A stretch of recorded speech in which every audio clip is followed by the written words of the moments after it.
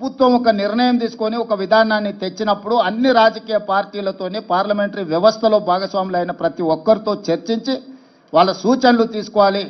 అందుకే నరేంద్ర మోడీ గారికి సూచన చేస్తున్న గ్రూప్ ఆఫ్ మినిస్టర్స్తో ఒక కమిటీ వేయండి, ఆఫీసర్లతో కూడుకున్న ఇంకొక ఎక్స్పర్ట్స్ కమిటీని వేయండి.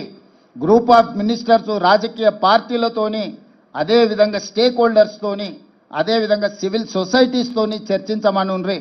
వాళ్ళ నుంచి వచ్చే సూచనలను, వాళ్ళ నుంచి వచ్చే సమస్యలను, ప్రశ్నలను ప్రభుత్వం వివరణ ఇవ్వడం ద్వారా పారదర్శకంగా ఈ ప్రక్రియను ముందుకు తీసుకెళ్లొచ్చు. గత ఎన్నికల్లో బీజేపీకి 400 సీటు రాలేదు కాబట్టే రిజర్వేషన్లు రద్దు కాలేదన్నారు సీఎం రేవంత్ రెడ్డి. ఈ విషయంలో ప్రజలను చైతన్యపరచడంలో తమ ప్రయత్నం ఫలించిందన్నారు. వాళ్ళు అనుకున్న 400 సీట్లు వచ్చినుంటే ఈ పాటికి దేశంలో రిజర్వేషన్లు రద్దయ్యేటివి, రాజ్యాంగం రూపురేఖలు మారిపోయేది, ఈరోజు కులగణన కూడా జరుగుండేది కాదు. ఆ రోజు ప్రజలు మేము అప్రమత్తం చేసినాం కాబట్టి వాళ్ళకి సంపూర్ణమైన మెజారిటీ